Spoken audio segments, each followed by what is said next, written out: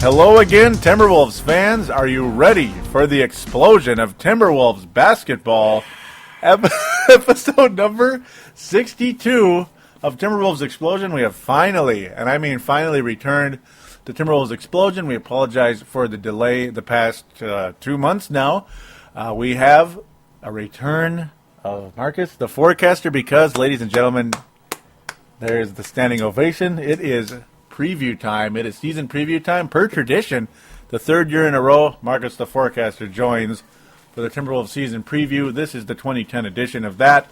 First and foremost, Timberwolves Explosion is available on thesportstuff.com and on iTunes. We always appreciate each and every one of you for downloading and listening to this show. It means a lot, and it is great to be back once again. Our big-time co-host has returned. That means it's time for some exciting Timberwolves conversation. We are going to, maybe, that is the big question. Will it be exciting, or will it be 20-win season? That will be part of the discussion today. Of course, we're going to preview the team itself. We're going to go over a lot of the players, a lot of the play we saw during the preseason. Now, of course, you can't judge the whole year on the preseason, but at the same time, it's a good indicator, especially for a developing team. And when you see the same trends, we'll get into some of that. Some of the same trends we saw last year that we don't like, but some stuff we really are excited about as well. Of course, team predictions. We're going to predict the win totals and all that good stuff. We're going to also get into some league and conference predictions, maybe get into some random stuff going on in the league. Because that's how we work. We just go, don't we? Yeah. That's the deal. We just go with the flow, and that's what's so wonderful about Timberwolves Explosion. So here we are, ready to rock and roll. So the preseason, of course, we saw some stuff that's very exciting. This team is a lot better three-point shooting team, isn't it? At least early on. Yeah. Mm-hmm. So what do you think is what's the most what is the most encouraging sign you're noticing out of this team compared to last year? The wins. The wins? Even those preseason, yeah, the wins right now. Just our shooting is improved. I couldn't believe when I saw our first preseason game. Yeah. Just the quality of shots we're getting off. That was a lot of fun to see. I mean, a lot of the triangle is about, obviously, quick ball movement. And that's ball movement, not bowel movement, but which is kind of what the triangle looked like last year at times. But the quick ball movement, and then of course a lot of the getting the shot off, especially from the perimeter. The triangle and the 3-point shot is oh so important. Obviously, a 6-2 record for the Timberwolves right now is pretty exciting, considering you look at the Western Conference, which is hilarious. The Western Conference standings, the Timberwolves are the 3rd seed in the preseason. I believe it. I believe it. That's what the Wolves are going to be. Even better, Memphis is 7-0. Cleveland is 6-1. This is funny, actually, when you look at some of these stats. Cleveland is 6-1. Yeah, Ramon Sessions has been a stud over there in Cleveland, huh? Actually, he's doing pretty well. That's the funny part. He is. Ramon Sessions is doing well in Cleveland. Maybe he just belongs in the Eastern Conference, I guess. Byron Scott's not a bad coach or anything either. Remember, he went into New Orleans with a team that was pretty much decimated, and with 2 or 3 years later. Yeah, plus I think this was just the wrong system for him here. For Sessions, yeah. I mean, he's a penetrator and not a shooter at all. Yeah. And Ramon Sessions not being able to penetrate and having to shoot, that's a recipe for what? Disaster. And losses. And a lot of out of bounce. Oh, sorry. I had to get that out. Yeah, let's just say we're having a little bit of fun here coming into the show today. Again, of course, episode number 62, which will continuously be a reminder for you out there that listen to the show. But no, yeah, the 3-point shot, very encouraging early on, especially guys like Wesley Johnson, Martell Webster. Shucks, early on, my favorite player in the team early on, Beasley, looked like he could score at will. Yeah, just at will. Didn't he? Yeah, early on. Now he's kind of hitting a little wall. It's a little... Early on. Early on, yep. Early on. Now we're a little confused. So we'll start off with Michael Beasley, since he's potentially the franchise player in a way. He's probably the most marketable, I got to think, though a lot of people would go with Kevin Love as the best player on the team. That's the second guy we're going to get into, since it's just the way it's going to be. So Michael Beasley started off the preseason looking like a world beater. Now, not so much. Yeah, he looked like the face of the franchise. He sure did. I mean, he scored like it didn't even effortless. And again, we know it's preseason, so before you flood us with hate mail at Palladino Live at yahoo.com, by the way, which you're welcome to flood me with hate mail if you really want to, or call into the phone lines 209-736-7877. Excuse me. But no, go ahead. Okay. Yeah, about the preseason, I believe that it's only preseason for the top teams. Yeah. Where they can just coast through the game, not take it too seriously, like the Lakers. Mm-hmm. But for other teams, there's guys that are playing for minutes, and they're not taking it lightly. No, they're not taking it lightly at all. I mean, they're really not. I mean, yeah, you look at a lot of these quote-unquote top teams. Atlanta's, well, no, not. I'm not even going to go with them. They give up more points than we do. Excuse me. Miami's 2-4, but then again, they're hurt, and I don't even know what they're doing. It's kind of a mix. It's kind of a mix of people doing well that are supposed to and not supposed to. Cleveland 6-1. We don't see that happening. Well, I think it's just the coaches sending bench guys out there, seeing what they can do. Mm-hmm. But I doubt that when they send the guy onto the court, they're saying, "All right, it's just preseason. Don't take it too seriously." Whoever's on the court, they're taking it seriously. Mm-hmm. They're not thinking, "No, this is just preseason."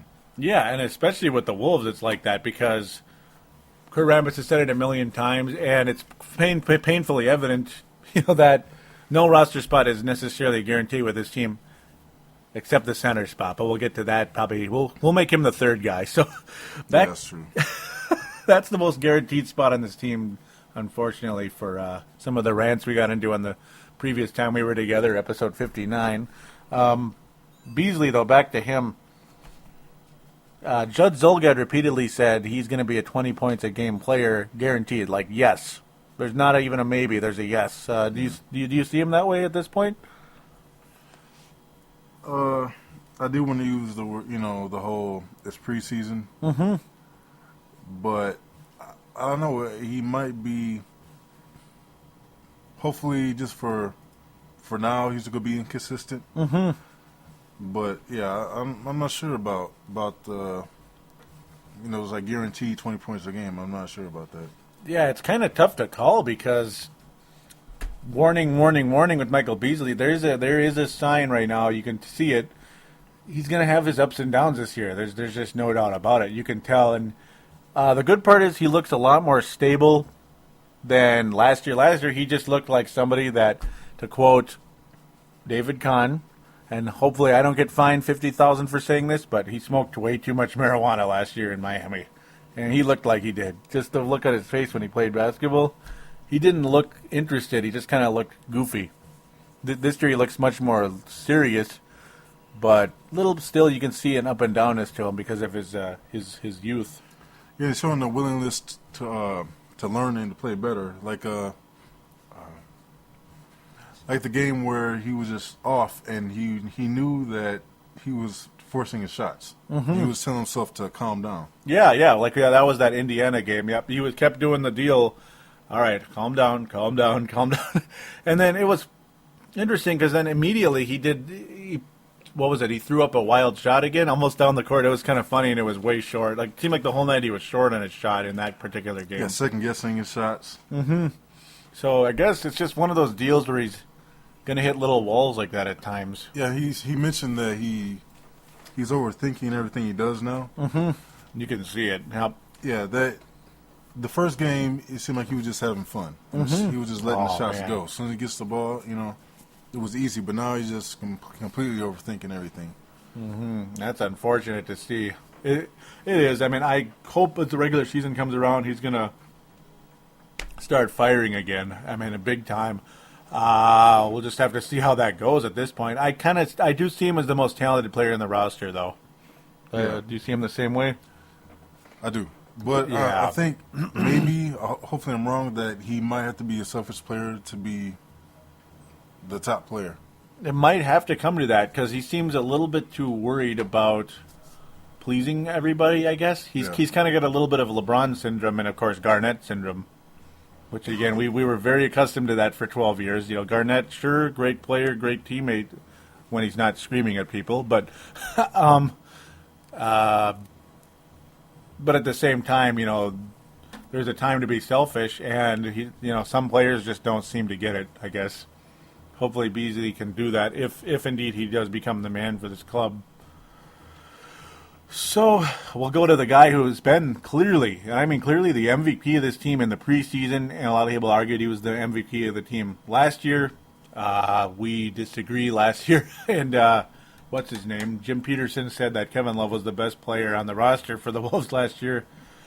He looks awfully good in the preseason so far. I mean, you can see a difference in his game this year. Yeah. You can see it. He actually resembles a player that has a little bit of a post game now. Now, not much, but a little bit. Kind of as they call hints. high post. Yep, a hint. It's called like the high post basically. You can say he's not the low post, but he's got a little bit of a high post game, and it's encouraging at very least. Yeah, it is. It is. He is rebounding. We know he's a great rebounder, but there's more energy in his rebounds now, if that makes sense.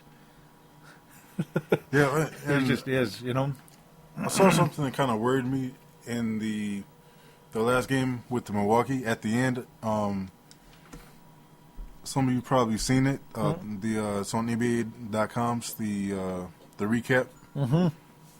At the end, it looked like he was yelling at Darko for not going for the block in the last second. Mm-hmm. And I don't know. It seemed that should be the coach's place to do the yelling. For them, yeah, especially for a guy who's only in his third year and kind of he's had animosity a little too much in this organization already for someone in his stature. We'll say he has already built animosity. Like Darko, sure, we're kind of back and forth on him a little bit, but. Yeah, I'm hearing about how Love will say there's guys on the team that have different motives. Mm-hmm. Yeah, I think that he's one of them. Yeah, he is. I agree with you there because, like we were saying in the previous episode, always complaining about playing time and how Team USA appreciates him more than the Timberwolves. That was my rant in the previous episode now 2 months ago. But, yeah, he does talk too much, just like our president of basketball operations, who hasn't been talking much lately, but still, that was the complaint. Talks too much. Yeah, and even in Beasley's the Beasley show, we're talking to Kevin Love. Love mentions that he brought back the gold. Mm-hmm. He just made it about himself. That's silly. He brought it back. Mm-hmm.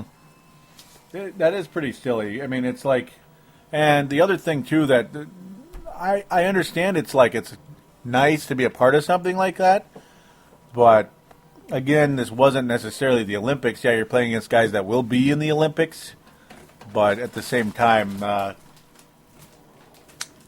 it doesn't necessarily translate into success on a Timberwolves team that that's trying to build. I guess we'll take it though. I mean, I guess we'll take it at this point. Anything else you want to say on Kevin Love, or? It's just, He's a cancer. Oh, you think so? He's a cancer. I'm saying it.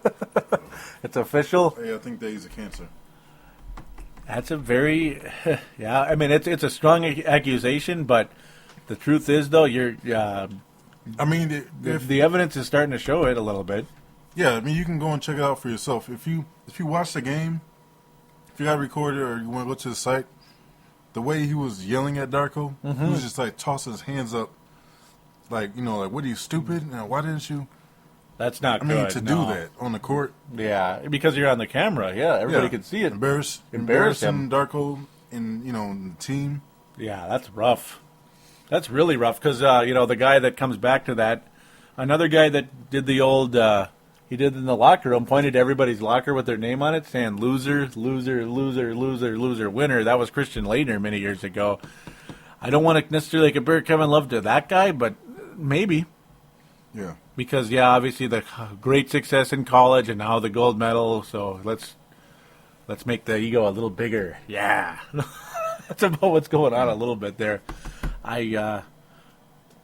He's a good player, but he's not exactly Larry Bird or Karl Malone just yet.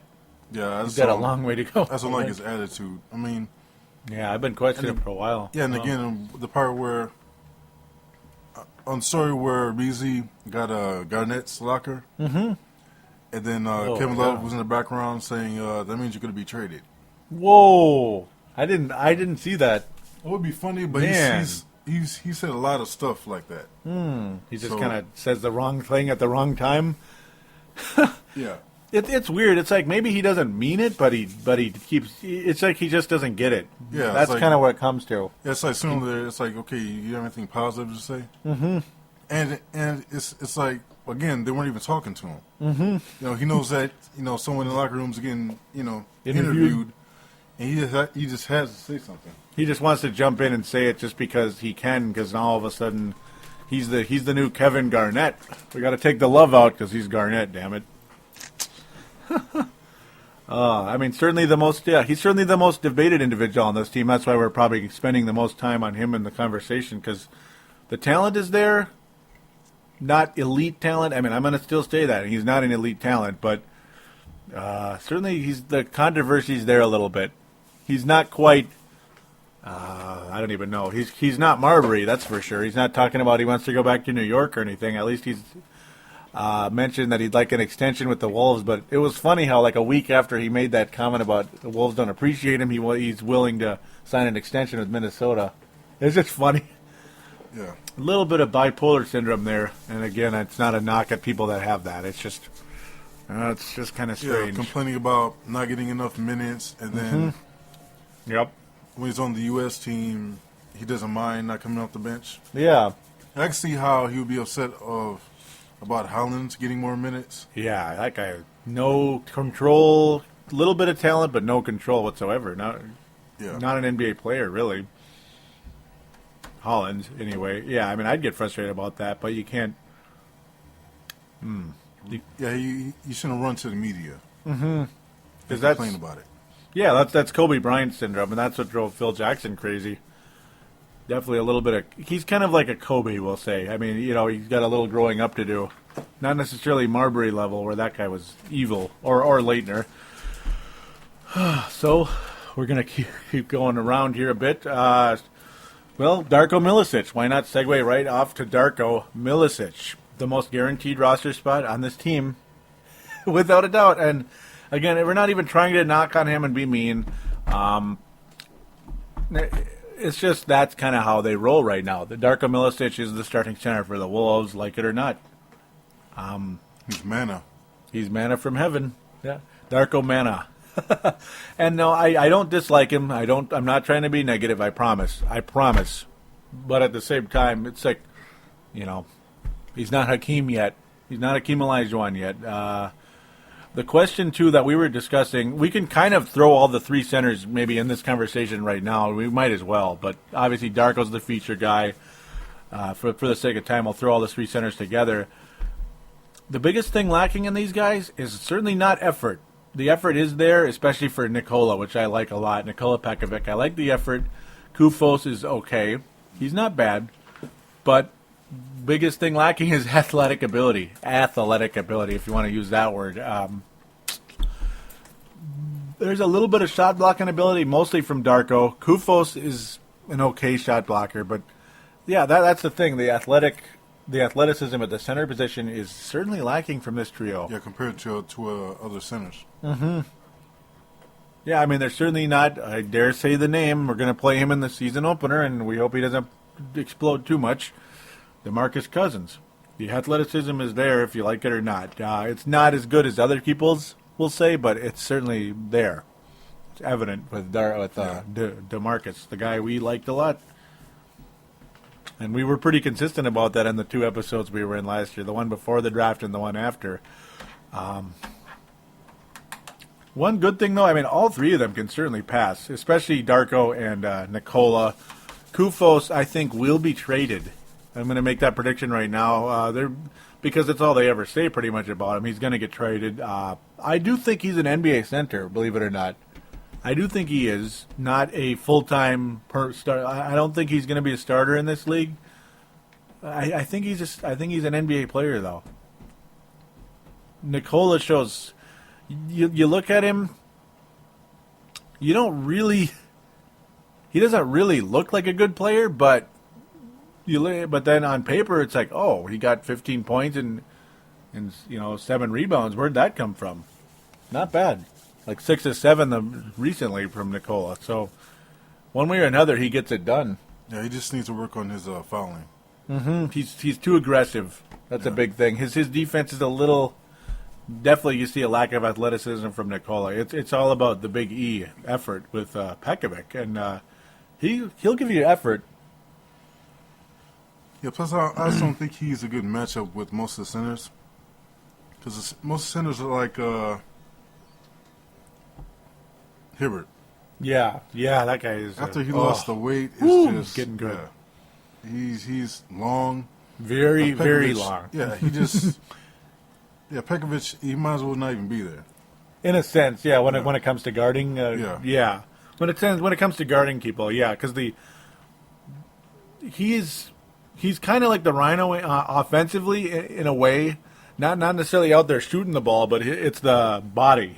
He's like a big ball kind of, the way he's built. Yeah. He's built kind of like a ball, with shorter arms, but he'll get shots in because of his physicality and his effort.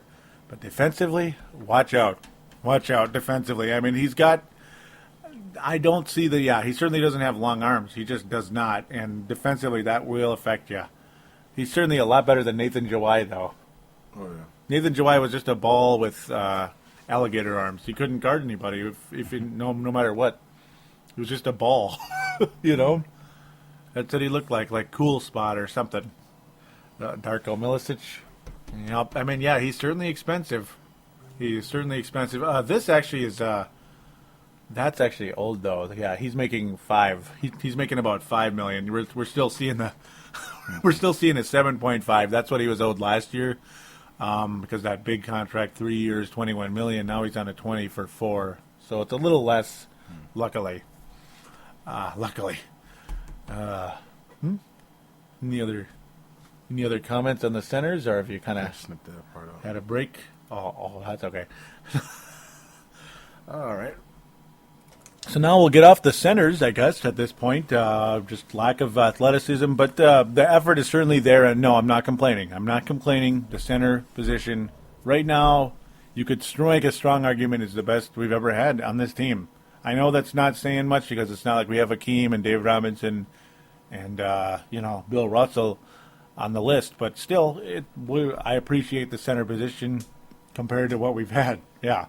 So now we're going to get to a couple of guys here competing. Well, shucks, we almost might as well throw all 3 into this conversation because 4 people into this conversation. Yes, that's the problem. 4 guys competing for guard and small forward position, shooting guard, small forward, wing, whatever. It has created a logjam at those positions, and obviously, the problem is, guess what? The small forward position is now being occupied by Michael Beasley. So minutes are even more scarce than they look. Yeah, it's yeah, we're talking about. I think you guys have a pretty good idea who we're talking about. Corey Brewer. Corey Brewer. Oof. Right now, they continue to seem to. Right now, they're kind of looking at him as the starting shooting guard. I'm hoping is not the case. Yeah. I'm not happy. Martell Webster, I really like a lot, more than I thought I did. Wesley Johnson is probably the destined guy out of the 4. I'm going to make a prediction right now, but maybe it's Martell. Maybe. And Wayne Ellington, yeah. A guy who I think, he deserved more minutes than he gets at times. But his shot selection, this guy, I think he's going to shoot himself out of playing time if he keeps this up. Because if I was the coach, and he continues to put up the shots he's been doing of late, I'd pull him. As head coach of the Timberwolves, I would pull Wayne Ellington with some of the crazy shots he's been putting up in these games. Sure, it's preseason, But preseason is when guys like Wayne Ellington win roster spots or lose roster spots, or at least playing time. He's going to be on the roster. Okay, so I'm going a little far with that. Oh shoot, there's another guy at small forward. That's right, Lazar Hayward. See, it's just that's 5 guys now competing for 2 spots. Okay, and then if you throw in Beasley for small forward, that's 6. Granted, he's going to play power forward too. We know that. It's a log jam. So who should we start with? Brewer, Wayne Ellington? I kind of start on Ellington there. Who do we start with? For me, it kind of depends on our playing style. Mm-hmm. And the way we looked with our bench players it looked like they're just as good as the starters. Mm-hmm. So I think we're deep enough to have a 11-man rotation. That's the funny part, sure. Yeah, because everybody wants to talk about, and I know this could put us into a 5 million year subject into everybody else talking about how deep they are. The Knicks and the Lakers, we'll leave that there. We don't agree that they're deep, as people say. Yeah, okay, I'll throw this in super quick. Chris Mullen mentioning the Lakers are the deepest team, and no, they're not. Which we've made that argument many times. No, they're not. The Wolves are deep. Obviously, the star potential at the top is not. But maybe with Beasley or Love, we'll see. But there is depth on this team. The only problem is it too watered down? Are there too many chefs in the kitchen, particularly at the GF, guard forward, wing positions? Yeah. It's getting a little busy in there, isn't it? These guys are going to be bumping into each other a little too much, and they're trying to cook their prime ribs and their chickens and stuff. It's like, yes, just because they're good enough to warrant minutes. Yeah, warrant minutes, yes. That's the key. Like, we just can't say, well, okay, that's a bench guy. Well, that's a bench guy. They're or starter, yep. Yeah, they all should get minutes. They deserve minutes. Wayne Ellington, like we were saying, I guess we'll kind of start with him. I mean, really, we're talking about all of them at the same time, so it works either way, I guess. I probably don't even need to go individually with these guys because they're kind of in a group. But yeah, Wayne Ellington, like you were saying a few minutes ago off the mic, as we're kind of preparing and stuff for the show, conversationally we were. Behind the arc, he's pretty much lights out, and he really is. But in front of the arc, like I was saying just now, my God, I'd pull him out of the game with some of the shot selection he's made. And as you were saying, off the air, he gets his shot blocked pretty easily. Yeah, he sure does. He did some stupid things too, and I know he played a little bit of point guard. I'll throw this in real quick before we get to the point guards. But yeah, Wayne Ellington and Johnny Flynn did the same thing often when they'd go under the basket. Instead of looking around to dish the ball like Luke Ridnour, we'll get back to him very shortly, and Flynn, they try to just, I'm right under the basket, let's just try to put it up. What the heck? And what happens? Does the ball ever go in when they do that? No. Rule number 1, just don't do that. As you said, and was it episode, I don't even know, I think it was the 58. That was fun. How you said Johnny Flynn gets engulfed by the power forwards and centers in this league. And so did Wayne Ellington. When you drive to that, when you kind of go under the basket like that, you're going to get engulfed. And maybe the smart thing to do, try to make people think you're stupid and fake the ball up. Oh, shoot, now they're off the ground. Now pass it. Yeah. There you go. I mean, that's one of the things I love when people do that. Wayne Ellington majorly did that when he went under the basket several times, and it didn't go in any of those times that he did that. I think we may have to package Ellington, Brewer, and Kufos for I don't know who's out there right now. Just for a very solid shooting guard. Either or small forward. Yeah, it's something. Or even maybe another center, maybe. But then again, probably not. Probably have to throw in Petkovic to do something like that. But yeah, it's might have to shrink down the roster a little bit, and it's not because we're so deep. We're so rich. We're gonna, we're so rich. We can just kind of make some moves here. We could kind of, it's one of those deals where you have too many guys at the same position. Like there's been the problem with this team probably since they traded Garnett.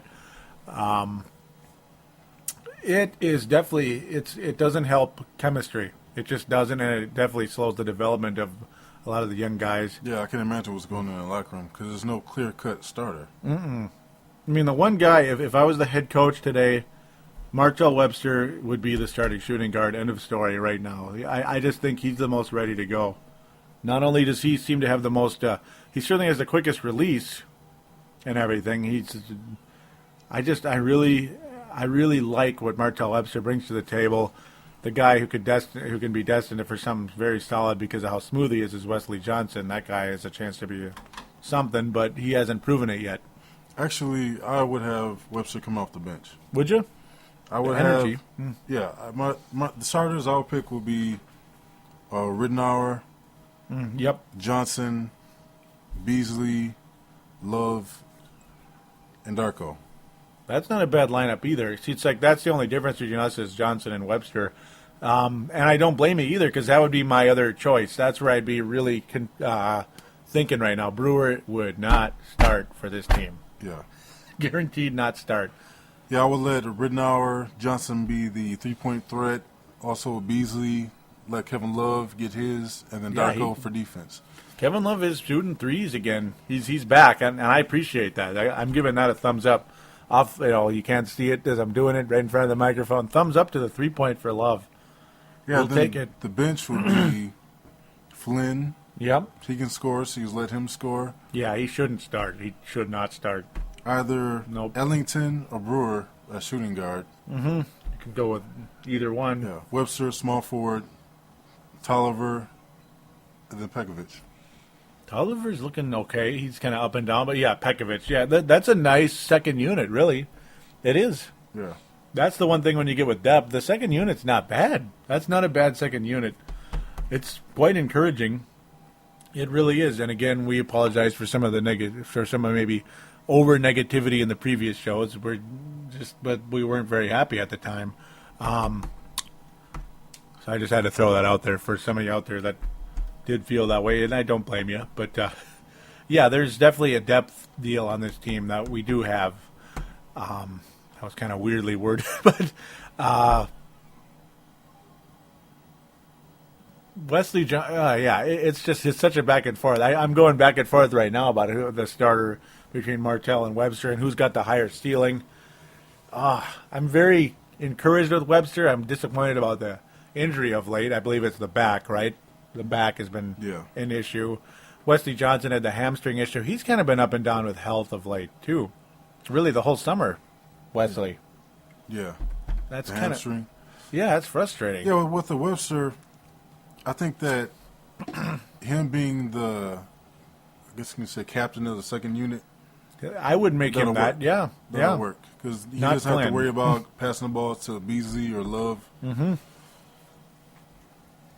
I would make him that. Yeah, he doesn't have to. Yeah, he doesn't have to worry about. That's a really good point, actually, because he doesn't have to worry about passing to those guys because then, being Webster is such a great scorer, he can go out there and do what he does, score. Yeah, he is a really good scorer. So that's a good point there. With whereas Wesley, that's silky smooth, and I love it.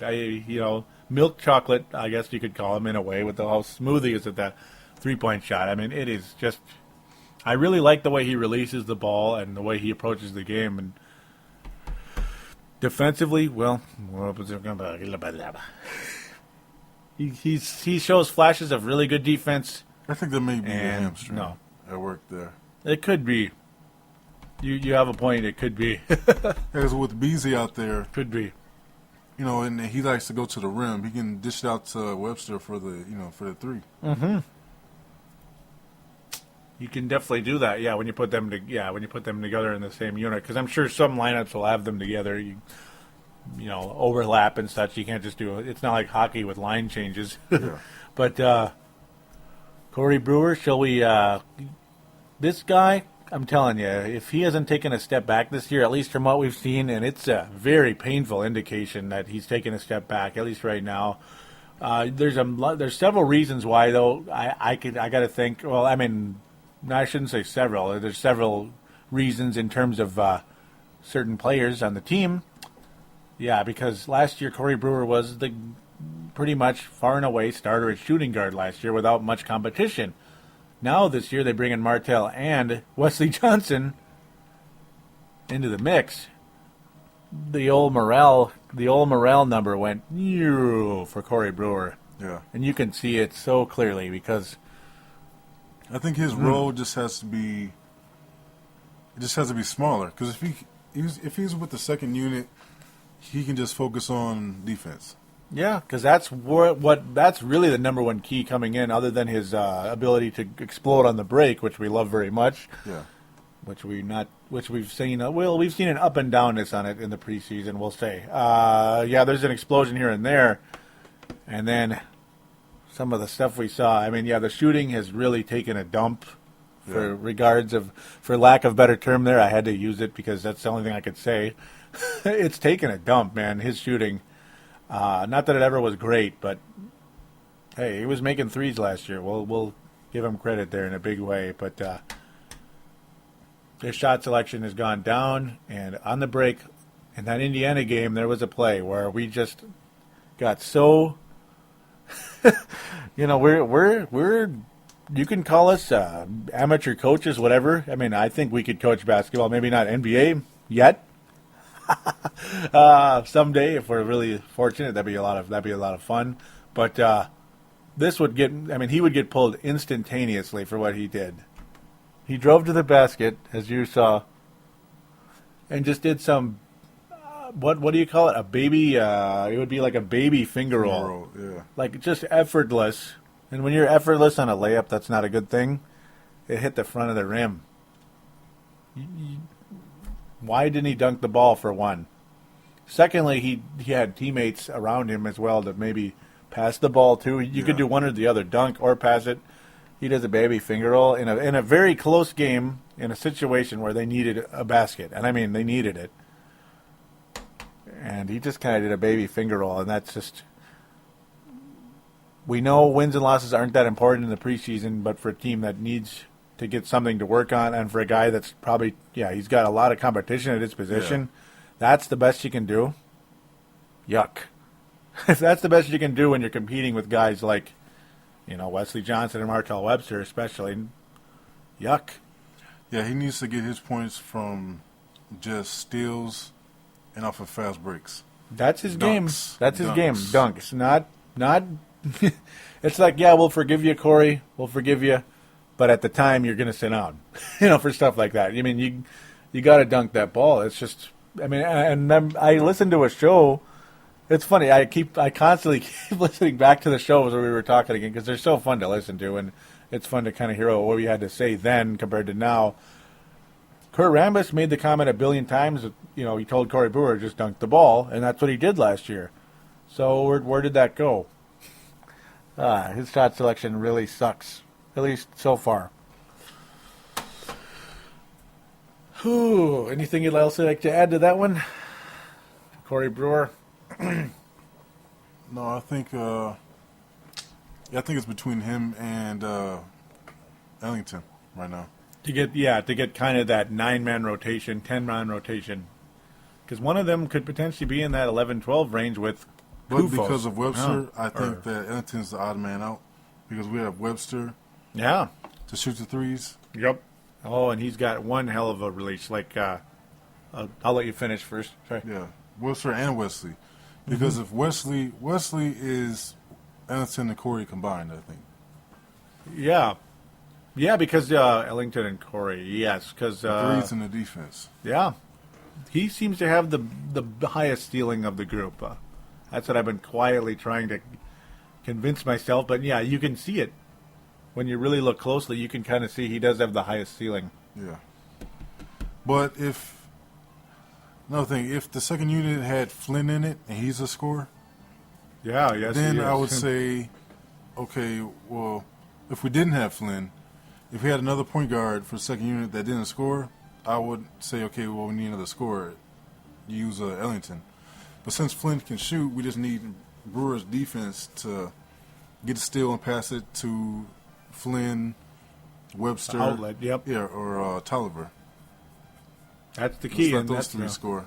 That's That's pretty much that. Yeah, he kind of has to play a role. You know, you don't want him to just keep shooting so much. He shot Ellington and Brewer kind of reminded me of Rashad McCants a bit. You know, this preseason. You know, I'll continue to say a billion times that we know it's the preseason.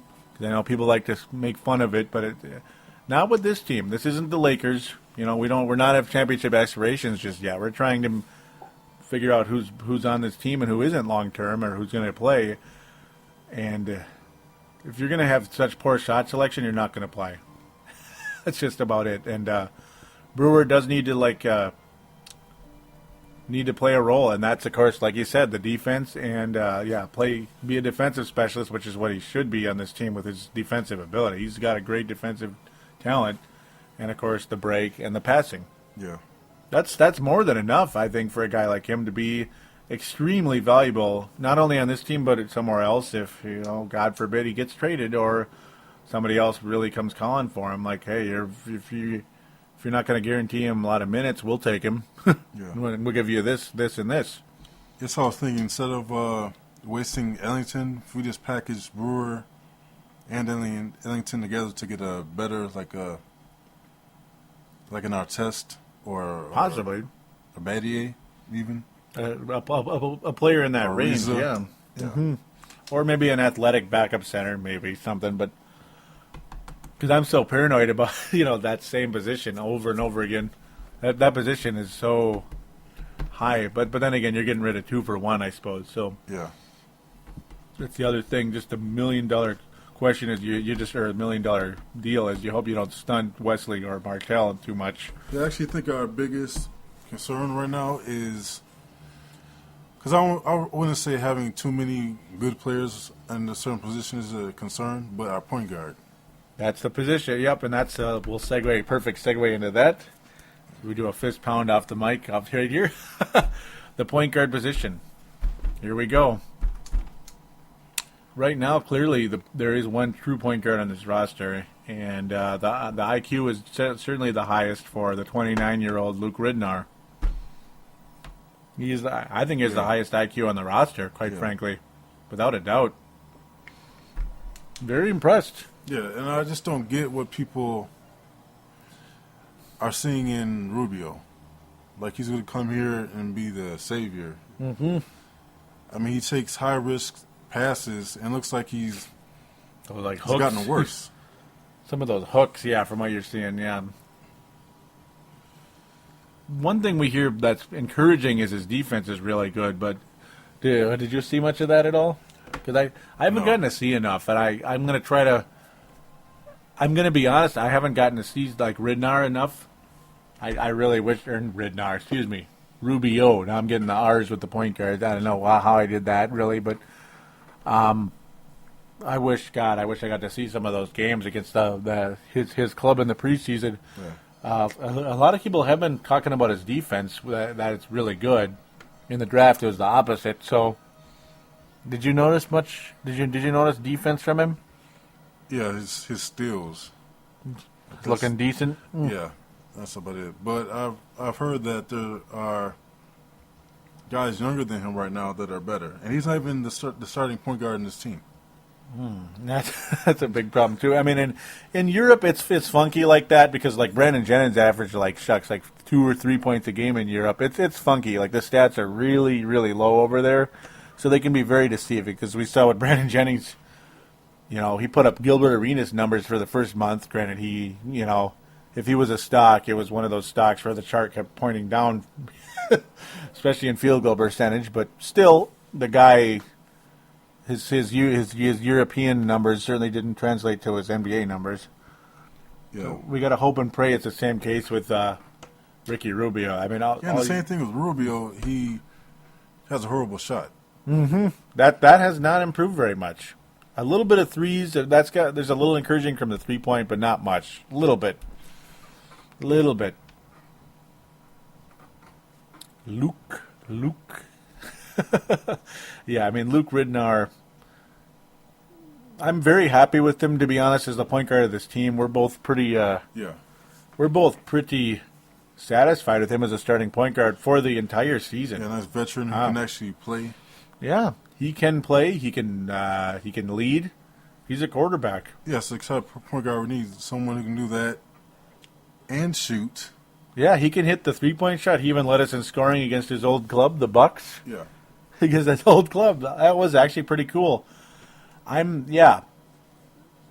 very satisfied with the thought of Luke Ridnour as a starting point guard, yes, on this team. Whereas, remember back, it was funny how back earlier in the year we were like laughing at the thought, they're bringing Luke Ridnour in? Yeah, I thought that was ridiculous. Yeah, at the time, because it was funny because it's like we have, 19 point guards in the roster? Well, it would have been like four in terms of if you include Rubio for the future. But yeah, Sessions was here.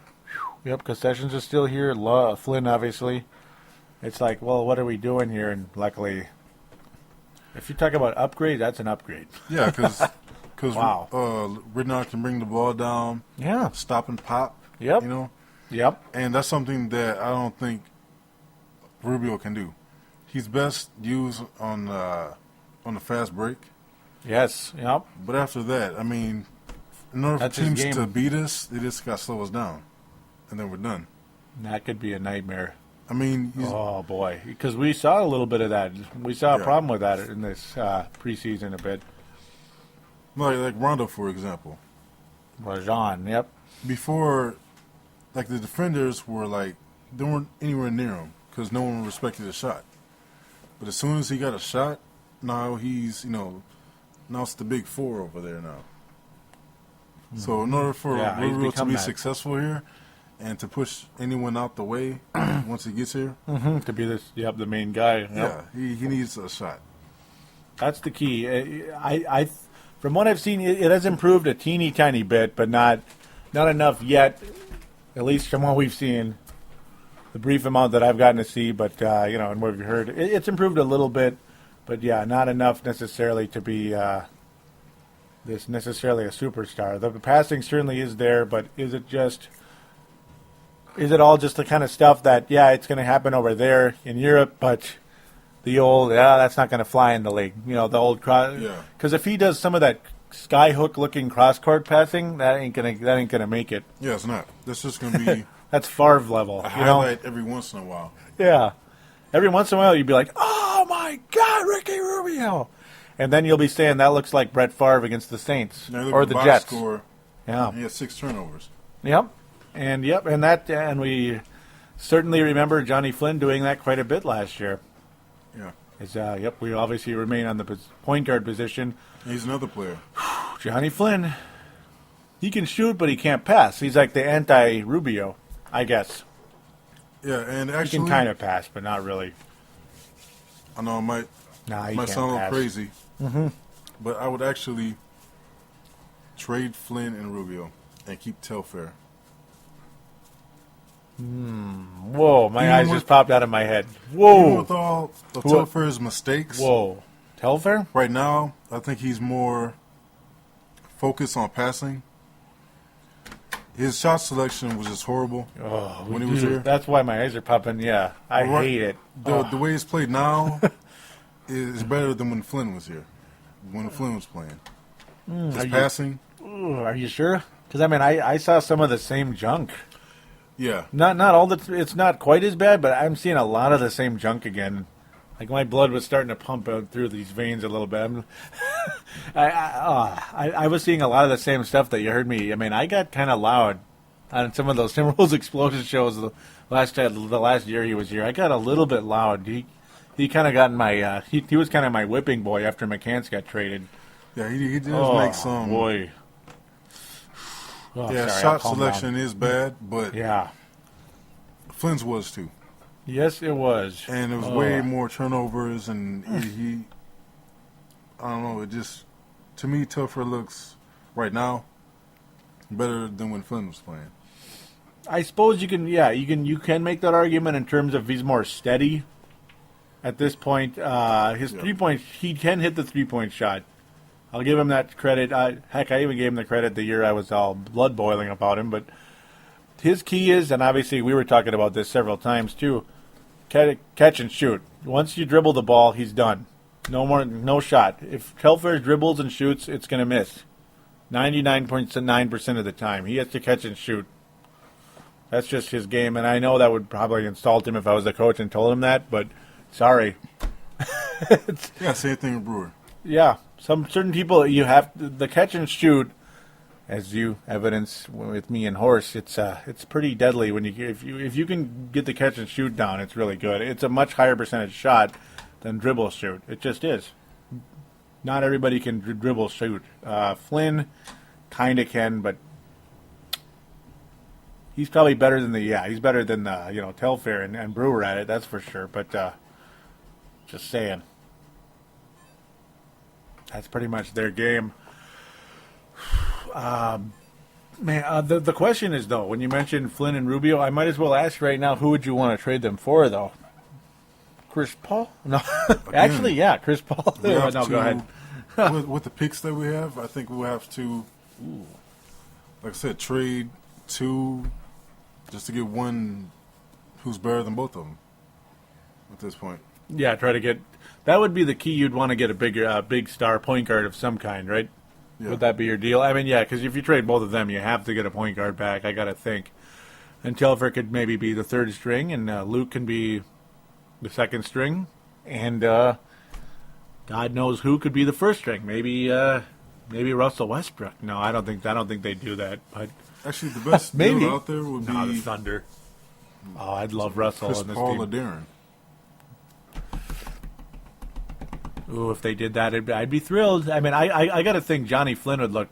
Damn, Johnny Flynn and Rubio on the Hornets. I think they'd love that actually, because Flynn would be really good on the Hornets system. Fantastic. Yeah, because our system it just affects our point guards. You see how right now how Sessions is doing way better.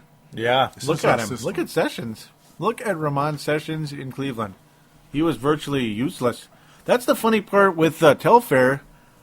You know, like what I was just saying, the dribble shoot. Telfair should be successful in the triangle. So that's really good right there. How you brought that up because the catch and shoot. Telfair in the triangle actually could fit because that's a better deal ultimately. I got to think. It's funny though how they keep going back and forth with the whole fast break and triangle, fast break, triangle. It's like which one are we? You can kind of be both, but the roster kind of has the identity of a little of both, I guess. You kind of want to have a full identity of one or the other. Yeah, I see sooner or later. And Telfair, basically the same type. Similar. I think Flynn's a better shooter. Yeah. Not as good a passer in a sense, but same type in terms of shot selection. Yeah. And frustration at times. He's more athletic, but Johnny, yeah. He just goes in there and gets blocked. Yep. He needs if he had a short. floater, then I would if Flynn had a floater and his IQ was a little higher, then I would pick him over Telfair. But Telfair, less turnovers. You can get him to stop shooting. That's the thing. He's not really bad at turnovers at all. I mean, a lot of people in the past thought he was a turnover, prone point guard who was out of control. It's the bad shooting, not the turnovers. He's actually a solid. He's a solid Bob. What do they call that? He's solid at protecting the ball. There we go. Yeah. I wish I could word that a little better, but it's not coming out. It's not coming out right. He protects the ball better than a lot of people think. So that's a solid point. So now we kind of get to the bottom of the roster, unless you have anything else to add with the point guard position. No. Okay. So the bottom of the roster, Anthony Tolliver. Now, I'm not necessarily putting him in the bottom, but we haven't really talked too much about him yet. Tolliver and Lazar. I think Lazar does not see the light of day much in the regular season. D-League. Yeah, and that might be that would be a solid decision. Lazar Hayward is eligible as a rookie to 2 years in the D-League. He's eligible, and if I'm the coach, do it. Give him a chance to develop because he's not going to play here. At least not yet, I think. I don't think at all. You don't think he ever will There's make it? We have Webster, Wesley, Beasley, Yeah. Too many chefs. Yep. maybe Brewer. Yep. Maybe Brewer. Yep. So when he does get better, there's still no time. So we'll probably just trade him. He's going to probably, yeah, I wouldn't be surprised if he's packaged. And I do think, I don't think Corey Brewer's on this team next year. And it's not because I don't like him necessarily. I'm not happy with what I've seen. I don't think he's going to be on this team, though, long term, because Webster, I think Webster and Wesley, the W's, will be on this team for a while, especially Wesley Johnson. I think they really like him. Hayward, Lazarus will rise. He will rise elsewhere, I think. I can see him being a solid NBA player, but we'll see. Things are going to have to change for him to play on this roster. Anthony Tolliver, that brings us to him. I like him. He's a nice all-around player, isn't he? I like him. I like him, too. Nice hustle guy, can score. He's a very good threes. hustler. His shot selection got a little bit. I got a little irritated with it. He got a little too trigger happy in that Pacer game. Yeah, I think it's probably just because of the last game. That could be. Yeah, I got a little irritated with that trigger happy, but it's like, oh well, I guess trying to shake it off. His shooting form, it's not my favorite. I guess it's not Wesley Johnson or Martell Webster. Those two guys, I like their shooting form more than anybody on the roster. One is silky smooth, the other is quick. I love both of them. Webster's got that quick shot, quick release. I just love that in a player, in a shooter. Tolliver, though, overall, a great personality, very entertaining. Yeah. The decision part, duh. I played the audio of his video on the last show. That was a lot of fun. I like him an awful lot. Bargain basement player at $2.5 million a year. I know to us, $2.5 million, we're the best we're the happiest guys in the world. But no, in the NBA world, that's bargain basement, and he's worth it. Yes, I think it's safe to say he's worth it, and he's wearing your number, 44. Wesley's wearing mine, number 4. Yep, we both like 4s, I guess. Looks like, but overall, I like Tolliver a lot. I do. Before we get to the team predictions in the league conference, unless you have anything else to add on Tolliver. No. Okay. Real quick, we've noticed some. We noticed a very similar trait to last season. The perimeter defense is still major frustration on this team, especially in the Indiana Pacers game, because they just owned us last year. Yeah. With that 3-point shot. Every time, especially Darren Collison, would penetrate near the basket, Wesley Johnson, mostly Corey Brewer, and Wesley Johnson, I guess we'll say, left their man. They constantly would leave their man, even though the guy was hitting mostly guys like Paul George, James Posey. Paul George surprised me how good a 3-point shooter he is, by the way. Wow. Man, better than I thought. Kareem Rush, that team is filled with shooters, just filled with them. And they constantly left them over and over and over to try to gamble and double-team Collison to the basket. And the 3-point shooting by Indiana was about 55% in that game, because constantly leaving people open. And it wasn't just in that game. We've been upset probably the whole preseason with how quickly our guys leave their man. Yeah. We've been giving up the 3-point shot just like last year. It looks almost the same. I think we can kind of blame that on. I think it's because of Darko was sitting out. Because he did miss time. Yep, Darko missed time. Webster too.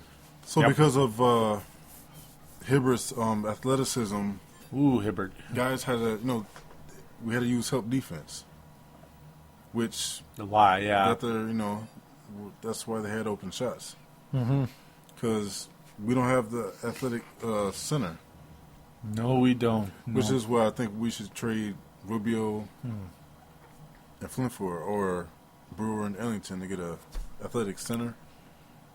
I would be thrilled if we could get that. Oh man, DeMarcus Cousins. Sign Carmelo. I'm sorry to say that. I'm sorry to bring that name up again. Sign Carmelo. Sign Carmelo. That would be that'd be thrilling. He is available, by the way, just so you guys know out there, to the New York market, one way or the other. The guys over there on the crossover, The NBA crossover, Rusty and PMAC. Hello, hello, hello. I'm sure you're listening. I hope you are. Awesome, awesome show on thesportstuff.com. They cover the New Jersey Nets and the New York Knicks. And one of you guys are probably going to be you're going to be eating some caramello chocolate bars Don't know why, in celebration. Yep. Yeah. I don't know why he wants to go there other than, he's a New York guy. Yeah. New York people, they love their city. I mean, they love it. They love their city. It's a different culture over in New York. We're New Yorkers, and the rest of the world is the rest of the world, and that's how New York is. God, I'd like to visit there though, but it's looking like Carmelo's going to wind up there at some point. We don't know when. We don't know how. But that trade talk is starting right now. Okay. That was really weak, but I had to do it. I had to do it. I actually think if we can't get Carmelo, I would like to get Chris Paul. That would be a dream come true. I wish it could happen. I mean, I don't know how. Other than the one guy, again, I'll say again, his stock would soar in Charlotte. No, in New Orleans. Johnny Flynn would look good in a Hornets uniform. I think they would like him. I think they would. His value, though, right now is quite very questionable. I'll leave it at that. Corey Brewer and Flynn in Charlotte. I keep calling them Charlotte. I kind of wish they were still there, but kind of. New Orleans, excuse me. Those two guys would look pretty good in those jerseys, though. They'd play. I think they'd fit in nicely over there. And it could happen. You never know. Not necessarily for Chris Paul, but they could wind up somewhere else very, very soon. Flynn almost is guaranteed gone because Luke Ridnour is a point guard, and that's all there is to it. And Rubio is going to most likely, well, we hope he's going to be here. Yeah, Rubio, it doesn't even matter if he's here or not. If he comes over, I would trade him. Because I don't see anything that he's going to bring to the table that will make us win more games. Mm-hmm. I mean, he has flashy passes. Rubio, yep. I mean, he just has to get from A to B. Doesn't matter how it gets there. Mm-hmm.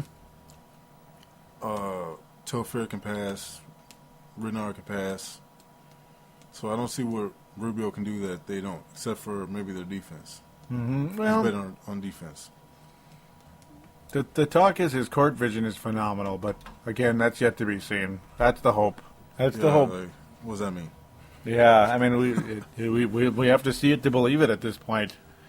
Right now, he's still the Sasquatch, the Bigfoot that we haven't seen yet. I mean, yeah, so. unless I can see it, that would mean something to me if every game we watch, like during the preseason, we're yelling because Renard, obviously, he doesn't see someone open right next to him, he doesn't pass it. Mm-hmm. But the whole court vision, I mean, it's not it's not 20 against 20. Mm-hmm. It's just 5-on-5. So yeah. even if you see him, if there's a defender on him, you can't pass it to him. So all this court, vision stuff is. It's questionable. Yeah. I hope it happens. I hope it works out that he's what they say. I mean, I guess I guess all there is to it is that I'm putting my arms up in the air. I hope so. I hope they're right, but plus I think Barcelona stunted his growth. Yeah, that was a big mistake. He went from being the main guy where he had to shoot. Now he's passed it to Navarro. Yeah. It's he's not even a starter. It's like maybe 1 year to kind of develop, and that's it. Now this year I think is a waste of time. Yeah, I think it's a waste of time. It's frustrating that so this whole thing did happen. He's not a starter, so bench guy. Mm-hmm. So he'll come here and make us, give us 20 more wins. We hope. We hope. It's a long way in coming though for the proof of that happening. Yeah, it really is. It's funny how we got back on Rubio. Yeah, it's hard to not get back on Rubio though. I mean, the savior of the franchise is going to come here and pass the ball. Yep, we hope he does. Just pass the No, ball. I'm just kidding. We hope he does. It's not going to really shoot. It has improved a little, though. I mean, that's one thing I have to say, but how much? Yeah. It has improved a little. I mean, we could give him a little credit there, but I mean, he's not. I don't even know who to say. He's not Telfair. Okay, there we go in the shooting range.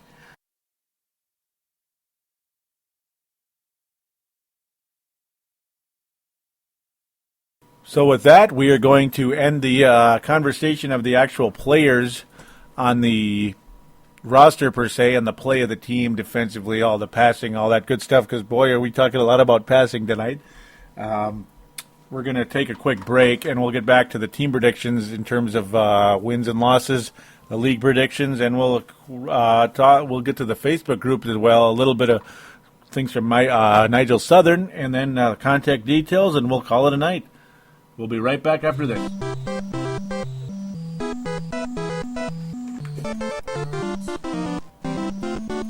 And we are back here on Timberwolves Explosion, episode number 62, which is a reminder, again, for iPod users, Microsoft Zune, and other MP3 players. Well, we're going to complete the show here with some team predictions, how we believe this team is going to factor this season. We're also going to get to the Facebook group, some talk from Nigel Southern, the most loyal listener to this show, but then again, there's others out there as well that are very loyal, but he is very active on the Facebook group. As season is coming, he's more active on there now. Please do follow the Facebook group for Timberwolves Explosion. I may have a Timberwolves Explosion page later on to make it more user-friendly and easier to find, per se. But for now, on the Facebook group, go to the search bar, or to find it from your Facebook account, type in Minnesota Timberwolves Explosion, or Timberwolves Explosion, Minnesota Timberwolves. Type those in there. You're most likely going to find it. Simply join it, and then you can post and interact on the show. Twitter account also, twitter.com/Wolves Explosion, not Timberwolves because it doesn't fit. Twitter.com/Wolves Explosion. So now we're going to get back to, who do you think? The Wolves. So I do see improvement with this team. And we see a lot of similar traits to last year as well. Chemistry is, well, I'm not sure. It's probably better than last year, but how much better is a big question. Too many chefs spoil the pot. Bra, whatever the word is. I can't talk. Broth. There we go, bra. That's really good. Oh, boy. I'm not going to edit that one because it's too funny.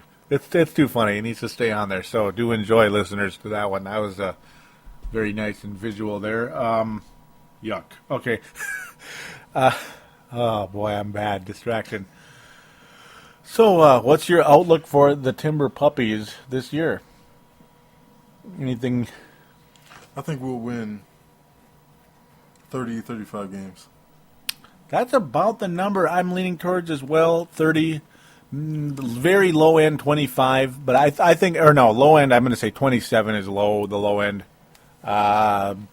High end guy, I don't know. You think 35? They could go up to that far? This is all depending on Darko, his conditioning, and Beasley. Darko, yeah, he is in. He certainly looks like he's in better shape. You can tell when you look at him. It's like he looks a lot different than he did last year. But I think Kevin Love. Actually, you just saw the clip. Mm-hmm. Yes, I did. Seems like he might. Yes, I did. In the locker room, he's. I think he might be a cancer in the locker room. I think he's like a. He thinks he's like an honorary coach. Yeah, he's a little. Oh, yeah. He's a little bit. Excuse me. He's got a little bit of Christian Leitner in him right now. I don't want to believe it yet that he's a cancer. But then again, I mean, I don't want to believe it in terms of I hope that's not the case. I don't want to believe it, but at the same time, it's seeing is believing, and we're seeing it. We're seeing it. It's like I don't want to believe it in terms of I just hope that's not the case. I hope he's just young and a little bit much, per se. Like, he's a bundle, But he's a good kid. He's a good kid. He's a bundle, but he's a good kid. Pretty soon he's going to be the godfather. But right now he's kind of, if he's the godfather right now, I think he'd wipe out too many of the wrong people. And, I would. That's kind of a thought right there. Beasley, absolutely good point there. He is a massive X factor. Obviously, I know people out there are going to say, well, of course he is. He's most likely the most talented player on the roster. But it's not because he's the most talented player on the roster necessarily as much as we've seen a little bit we've seen two sides of Michael Beasley in the preseason. We saw a guy that could score in his sleep, and we saw a guy that was sleeping trying to score. It's which one, I got to think he's somewhere in the middle. The question is how far towards one of the two directions is he headed? Up or down? It's hard to say, but at the same time, the look in his eyes is so different than it was last year. He looks more like a leader than he did last year. Like last year, him leading was one of the biggest jokes ever. I know Dwayne Wade's there and NBA Finals MVP, but at the same time, number 2 overall pick, you got to think he's going to have a little more urgency to his game than he did in Miami. Any other thoughts you can think of in the outlook of this team? I think Wesley Johnson is another guy who needs to have a breakout season. He's a big factor. He certainly is coming into this deal. He certainly is. Beasley, absolutely the biggest X factor overall. Kevin Love looks better, but how is he a cancer or is he a leader? Is he a cancer or is he a leader? That's a huge question coming in. Point guard position has upgraded tremendously. The point guard position has upgraded tremendously. Webster, I love him. He might be my favorite player on the roster. I'm being careful saying that because you never know. For a high schooler, though, the way he speaks, he reminds me of David Robinson. That's a guy with a high IQ on and off the court. Very impressed with Martell Webster as a player. I like the way he talks. I like the way he thinks. Like the way he was talking off the after the game, like a week ago. Very impressed with him. Really like him a lot. Wesley Johnson, as you mentioned, his development is so key right now. It really is. I know again that there's a billion players at his position, but he's destined for a big role on this team. Yeah. As long as they keep him, he's destined for that big role. And can he take it or can't he? I guess we'll have to wait and see. So I'm encouraged right now. I mean, do you like what you're seeing? Yeah, I do. He made me a believer. He has. Yeah, he's upgrading the letter grade for the old 2010 draft. I think for the Timberwolves. Like we went as far as to say D+ last July. I know that irritated some people out there, but we really believed in DeMarcus Johnson, and for a good DeMarcus Cousins, which is DeMarcus Johnson. Well, and Wesley Cousins. We did want that. And Wesley Cousins. Yeah, we wanted that too. Both of them. That would be wonderful, wouldn't it? Talk about intangibles to a team, but Wesley Johnson clearly has a nice future in this league. He just needs to stay healthy and continue to develop. You can see it, can't you? The shot, the defense, the intangibles. Very happy. Very happy indeed. So before we get to the league predictions, because, we're going to do this tradition, obviously, to predict who's going to go to the conference finals in each conference and who's going to win those finals and who's going to win the NBA title. But first, though, on the Facebook group, Nigel Southern commenting about how we were talking about how the front line is looking good, and or at least I was, and then it was me and Nigel Southern back and forth. Nigel Southern excited about training camp starting.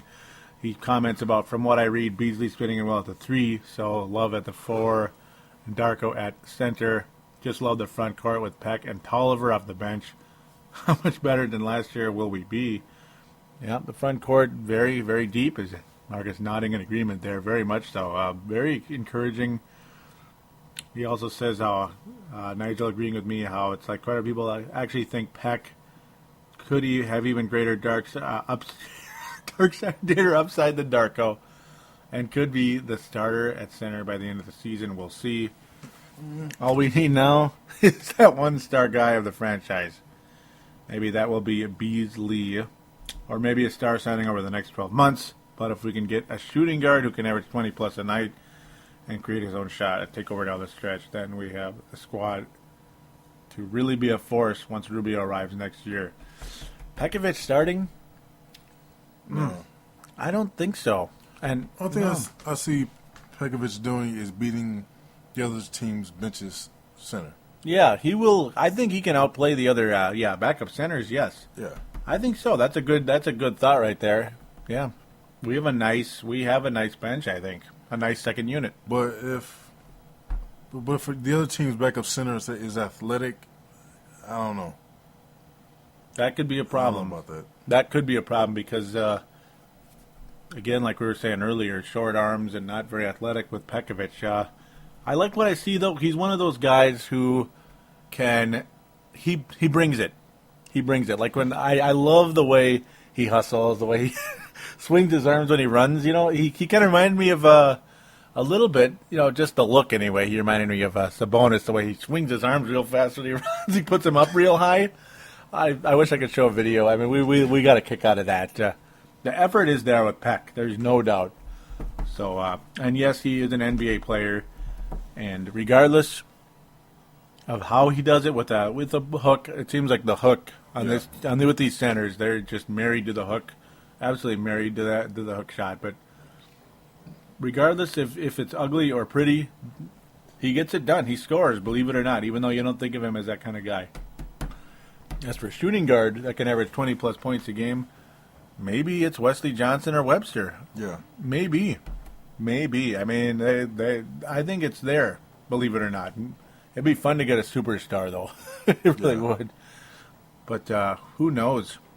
Webster and Wesley. One of those two, I think, could be that guy. We'll see. Cross your fingers. Any thoughts on that? Are you pretty much steady with that there? Depending on the new agreement about rolling back player contracts. After the... If that happens, then I would try to make a trade for Arenas. He could be available. Think He about could that, be available, because yeah. No one's going to touch him with that contract he has. No, Same $1 with, dollars. Think about that. Same with Rashard Lewis.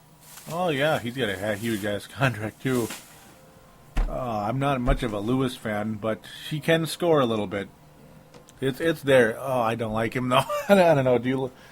I'm trying not to be too mean about it, but yeah, I don't like him. Yeah, not for the contract. The contract is so high. Oh, my God, is it high? Luckily, there was a little scare with Kevin Love a little bit, but he's back. Yep, Nigel was commenting about that. Thank God it came out. Okay, and Love is back playing again. Nigel Southern comments about I know it's only the preseason, but does this team have potential? Bring on the regular season, and sure, Yeah. bring it on, NBA. And no, we're not saying NBA championship or whatever, but 15 wins, that's done. That's done. You can tell this team is a lot more serious this year. I mean, it just is, wouldn't you say? Yeah, definitely. I mean, I really like Webster and Wesley Johnson. I can't talk enough about those guys. I really like them. I just love Wesley Johnson and Martell Webster. If they can stay healthy, that's a small frustration right now. But if they can, who knows? Who knows? Those guys, they're the same age too, which is funny too. It's hilarious. One's a rookie, one's his 5th year in the league already. But that's how it goes. Or no, 6th year, because Webster's like an old senior. He's 23, not 22. Wow. We'll see, though. This could be a very exciting season for the Timberwolves indeed. Good thoughts, Nigel. Continue to post in that group. We appreciate it very, very much indeed. Love your takes always and your loyalty to this show. So now, the final segment. The Western Conference and the Eastern Conference. You want to start, or should I? No, you can start. Okay, I'm going to start off in the East. Now, I know this is going to be stereotypical for the East. In a way. One guy who's a major expert, he's a major, NBA podcast, NBA Today podcast. I really, really respect, Ryan Rustillo, his opinions and everything. But he thinks Orlando's coming out of the East. Oh, no. Oh, no, I don't think so. Oh, hell no. And it's not because Boston and Miami are the greatest teams in the NBA history. I don't have faith in Orlando. I don't have any faith in them. Miami and Boston are going to square off in the conference finals, in my opinion. They are too deep, or at least Boston is. Miami's too good at the top. Boston is just flat out deep, we'll say. They have 3 centers in that team. 3. If Perkins is healthy. If. Shaq is obviously old, but I got to think he's going to be a little rejuvenated. It's going to be kind of fun to watch those guys play together. Jermaine, injury prone, but when healthy, he's decent. It's not like he's worthless, completely worthless.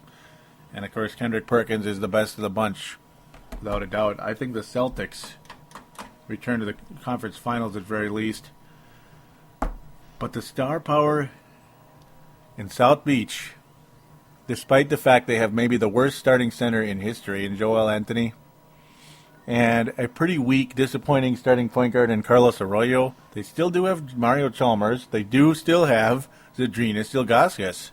That's why they have such, I almost said a S word there, crappy starters to go with the big 3 because, well, you got this. You still have Ilgauskas and Chalmers. They're not Shaq and Kobe, but they're decent.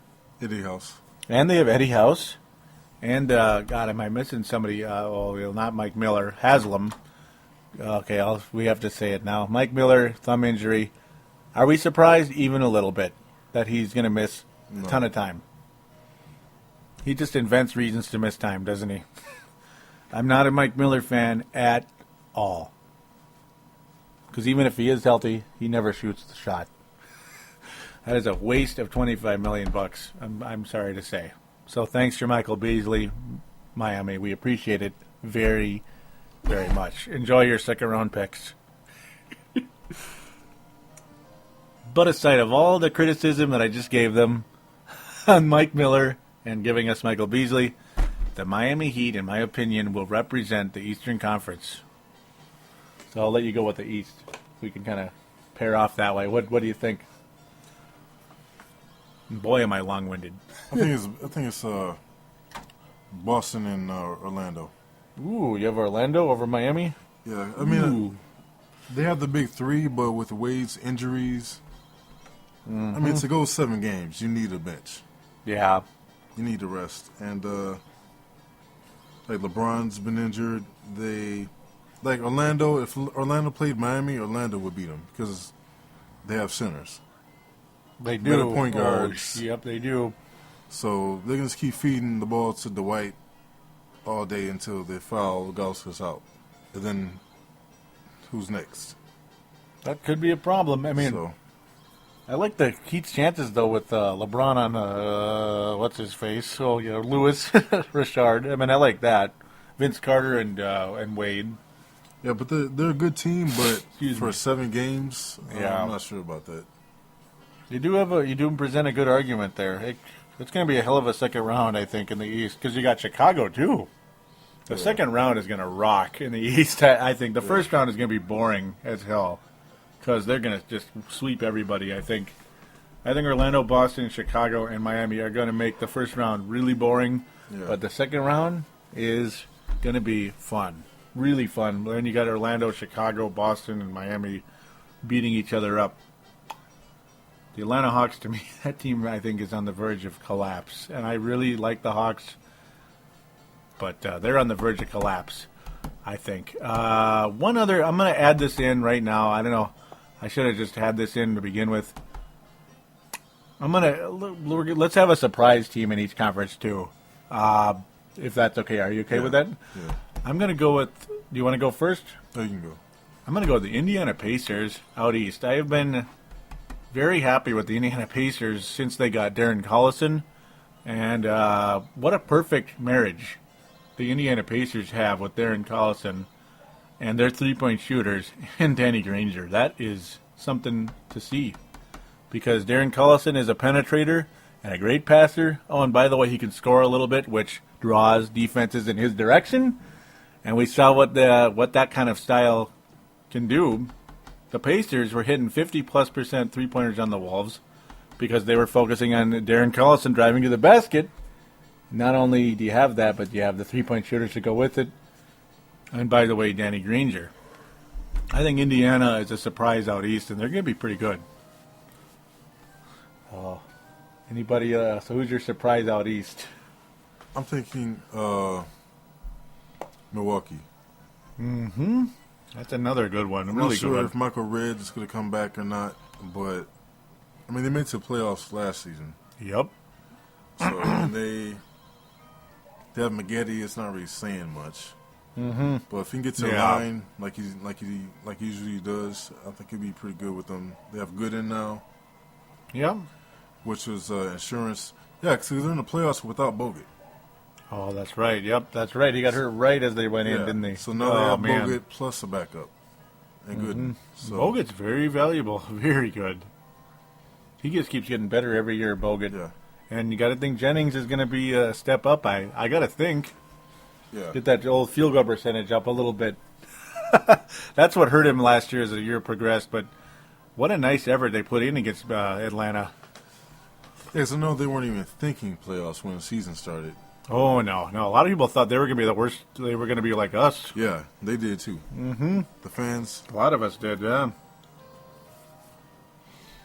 So, sorry we didn't say New Jersey or New York out there. I mean, we weren't going to say the Knicks, but then sorry, crossover fans out there. But, yeah, I mean, New Jersey will be better than, one win they had last year. But, okay, that was a mean thing to say. 12 wins, 13 wins, whatever it was. Yeah, the only way the Knicks will see the playoffs is if they get Carmelo and Chris Paul.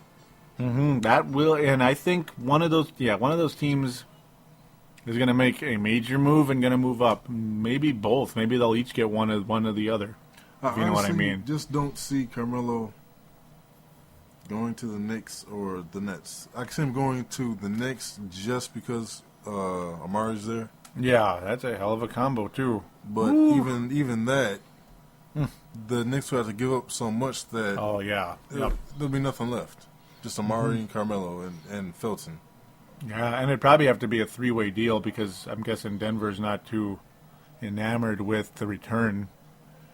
That's the Knicks' problem too, trying to make deals, is they don't have enough return because they want Rubio. We know that as well. And and all this stuff about small market. Yep, we're not a small market. No, we're a middle market.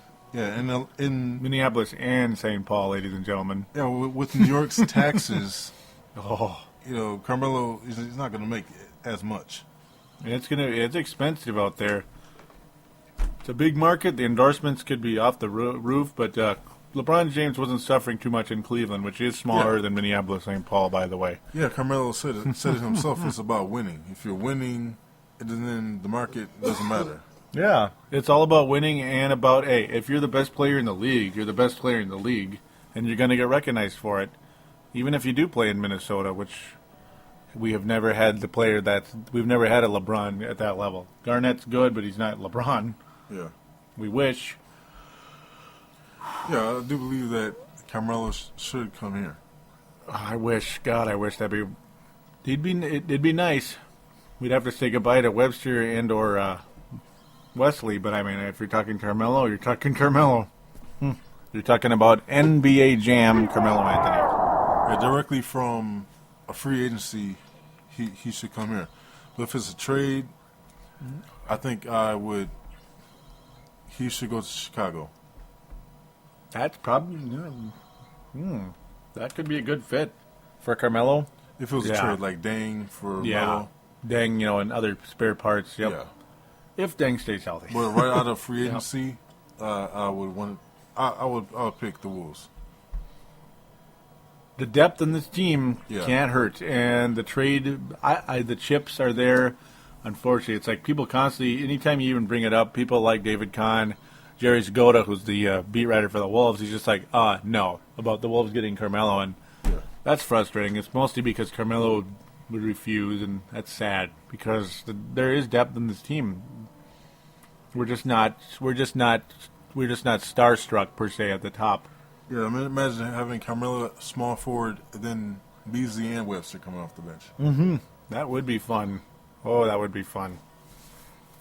That would be great if you could get something like that. So, we'll move to the West here real quick. I just realized this is going to be a really long one. In the Western Conference, well, I think we're both going to be 100% agreement on who's going to be the finals appearances dealy. As for a surprise team, well, it's kind of hard to find one, really. I guess Shucks. This one's a little bit tougher, isn't it? Yeah. A lot of people want to say the Clippers, but I don't think so. They're too much of a mess. They're too, I don't like Baron Davis at all. Blake Griffin, you don't know. Oh, yeah, Riley Foy, Timberwolves 2.0 over there in L.A. Craig Smith is good, but, well, he's not Karl Malone. Randy Foy is Randy Foy. Ryan Gomes is, I don't like him either. If I had to pick a surprise team, I'm going to go with the Sacramento Kings because you got, too many parts over there, too many pieces over there for that team to not break through at some point. Something's going to happen in Sacramento. Conference finals, well, I think we have a pretty good idea who that's going to be, at least between us. I think Los Angeles and Oklahoma City square off in the conference finals. Yeah. I think so. I don't like Dallas. I don't like Denver. Denver is going to implode very soon. There, you know how I picked Atlanta to implode in the East? Yeah. Denver is on the implosion list. I think so. Who's going to come out of the West? Oh, man. I want to say the Oklahoma City Thunder. I love the way they matched up with the Lakers. It's really a tough call there. It really is. That could be something special. LA's got the experience, they have the pedigree, and they have the hardware beyond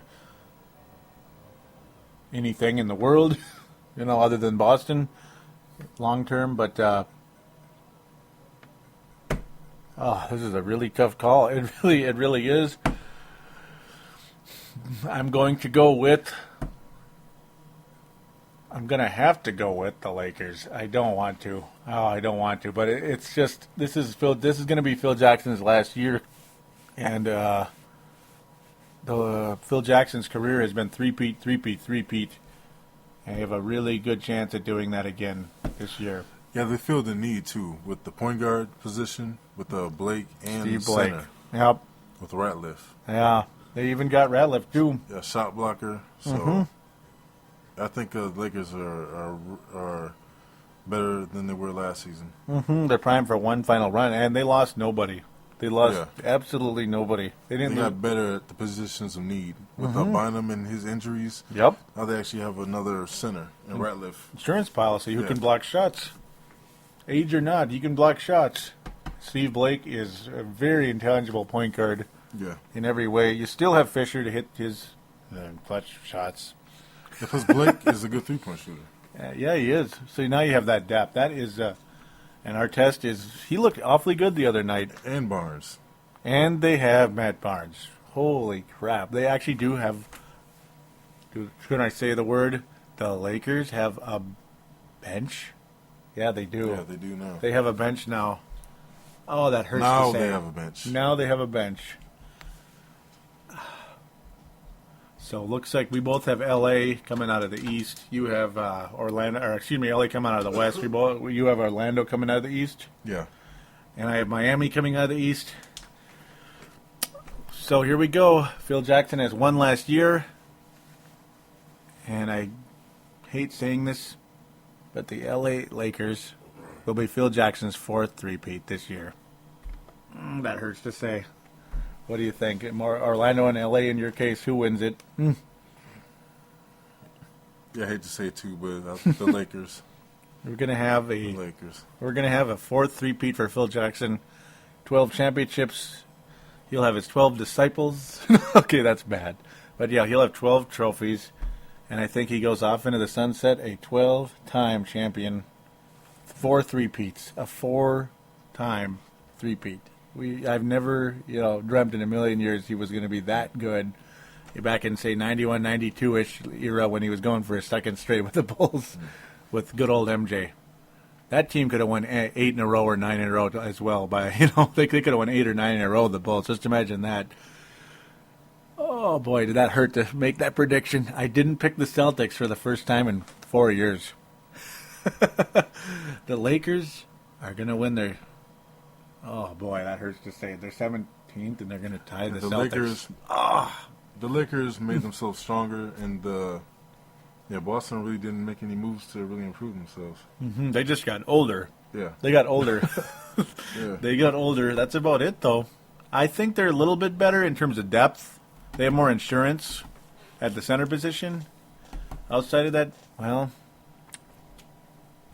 I wouldn't be surprised if they got back to the NBA championship round. But we'll see. Any closing thoughts? Or is that about it, do you think? The Wolves will be in the playoffs next season. This coming next season? Yep. I think there's a good chance for that. The depth and the progress. It all depends on how they do. In the playoffs next season. Next year, yep. Not this year, right? Yep. Yeah. There's a 30-win year or so, yep. I think so. It's been a long, long ride. I mean, 04, 05 was the beginning of their non-playoff seasons. That would be because we're in 10, 11 here. That would be a 7-year drought. 7 years is more than long enough for them to return to the postseason. So, hey, good. That's a good chance for that. I think we will be trading Rubio. You think so? And Darko will be coming off the bench. At some point, yeah. By next year? Because I think we might pick up Bynum. Think so?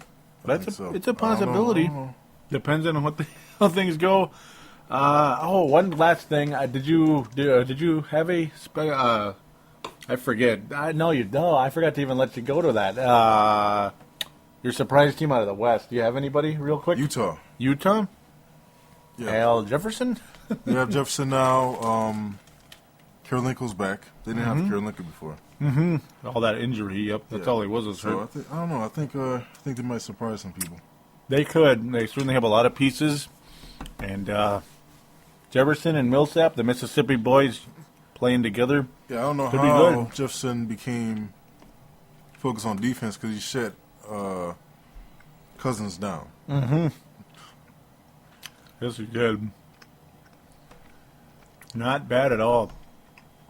So I guess we'll close with that.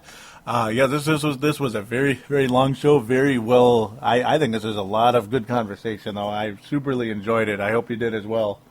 This is a great show. I really enjoyed doing this. So contact details. Please join the message boards on the sportstuff.com, and all you have to do is click the button that says TSS Boards in the upper right-hand corner on the front page of the website. Talk about the NBA. Got a lot of cool people. Rusty, PMAC, Cush, 77, Brian Cush, of course. Several basketball fans. Probably, I believe, the most active boards on the sportstuff.com, and in fact, they are. Don't forget about the Facebook group and the Twitter account for my show as well. But the sportstuff.com is a great way to help this show grow. Do tell a friend about this as well. Finally, the call-in line once again is 209-736-7877. 209-736-7877. Do mention you're calling in for Timberwolves Explosion and give your opinion, shout-out, question, whatever it is. And you'll be on air with us. Thanks again for listening to this long show. I hope you enjoyed it. We positive, negative, mostly analytical, I would say. Wouldn't you say? Yeah. This was an analytical show, and that's why it was a longer bit. It was a lot of fun. Thanks again, guys, and Timberwolves Explosion signing off.